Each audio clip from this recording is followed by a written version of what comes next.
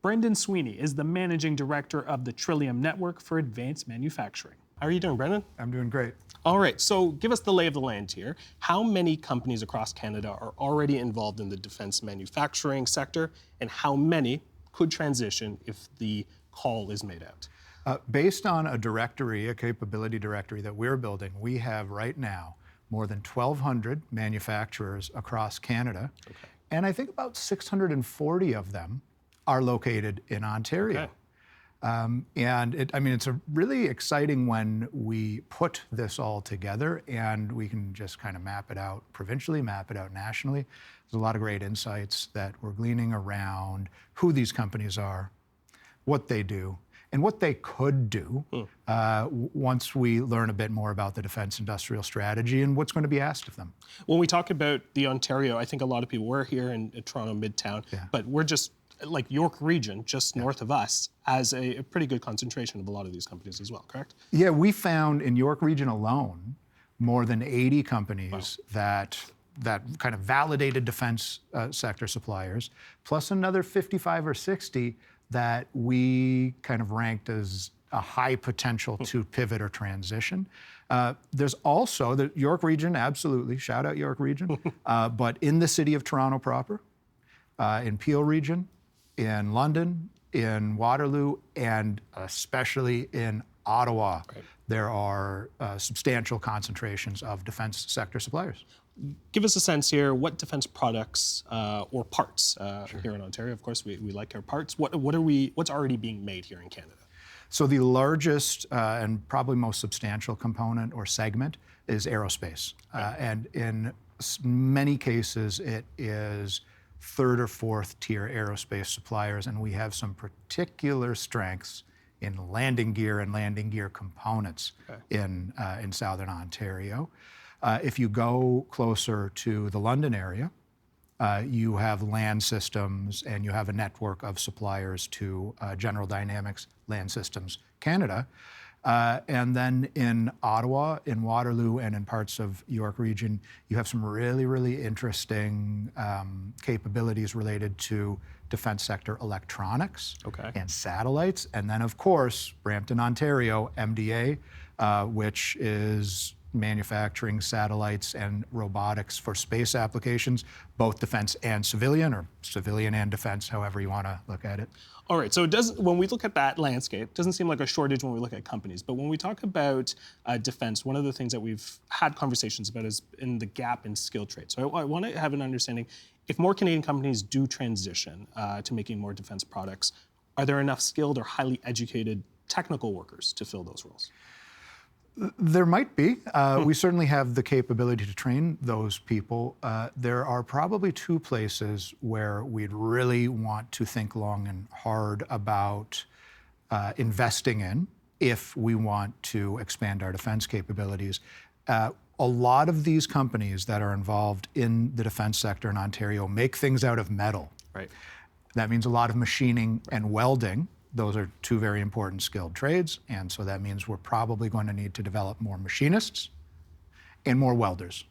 And we know with some certainty that General Dynamics and companies that are making land systems, vehicles, they're going to need welders. At the same time, we probably need to train more electrical engineers if we want to support an electronic products manufacturing industry. We used to have a much larger electronics industry in Ontario, and you think Nortel, you think BlackBerry, and we still have some, but it's very specialized niche capabilities, many of which are related to defense. All right, let's talk auto plants. I'm going to do a little bit of a history lesson here. I know this is your background here as well.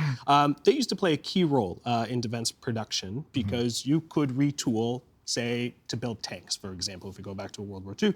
Is it still true today? Can we do that? Can we pivot as quickly to, move over from auto manufacturing to something like a tank? Maybe, probably not. This is probably a longer process of transition, and it might not even need to be transition. It might be two things happening at once. We're going to support the automotive industry, and we're going to sustain and grow the automotive industry, and then we're going to support incumbent defense sector manufacturers, and we're going to grow that too. There is some relationship between the automotive industry and the defense sector, but it tends to be at lower tiers in the supply chain. So it's not necessarily the Magnas of the world or the Multimatics of the world that are really clamoring to get into the defense sector.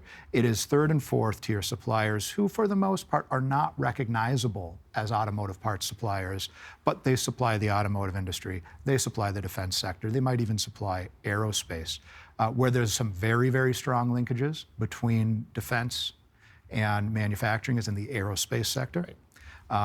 Virtually every aerospace manufacturer in Ontario has done, or is capable of doing defense sector work. They're making a landing gear strut, and one day it could go to Bombardier or de Havilland. The next day it could go to Lockheed. Okay. As of the taping of this show right now, Canadian manufacturers are still waiting for the release of a fairly important document to kind of give them. You talk about long-term, we're talking about a plan. We need a bit of a strategy. So we're waiting for the Federal Defense Industrial Policy. Why is that an important strategy document for companies who are already involved in the sector, but those who might be looking for an opportunity here? I think at the foundation of it, it's going to signal where we're going to be directing resources, i.e. which segments. You know, we've identified 6 core segments of defense: land, aircraft, marine, space, C4ISR, and ordnance.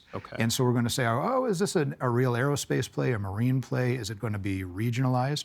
So getting some sense of where the resources are going to be directed and what the timeline is. Okay, I don't think this is a 1 to 2 year project.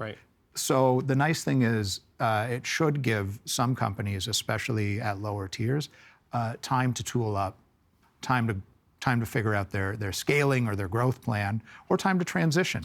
I was going to say a lot of the manufacturers have been waiting. I know the federal government had promised around December of last year that they would get this policy, but they're still waiting. You've had consultations with the Department of National Defence about Canada's defence manufacturing base. Help us understand, what questions does the government have about the sector's capabilities and potential? I think exactly the work that we're doing, they want to understand at a really, really minute level of detail exactly what we can do. And again, we're doing this with public information. We're bootstrapping it at this point in time. And we're at a point now where we can run some analysis on this and really dig deep and learn about who these companies are. A lot of them, this is really interesting, a lot of them, compared to other industries, are Canadian-owned, small and medium-sized enterprises.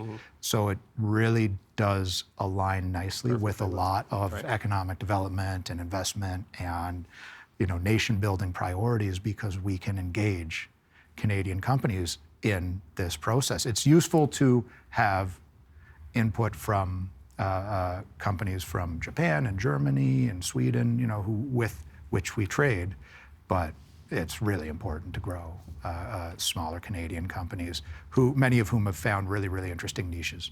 Speaking of useful, this was very useful. Brendan, thank you very much. Really appreciate your time on the program. Good, thank you.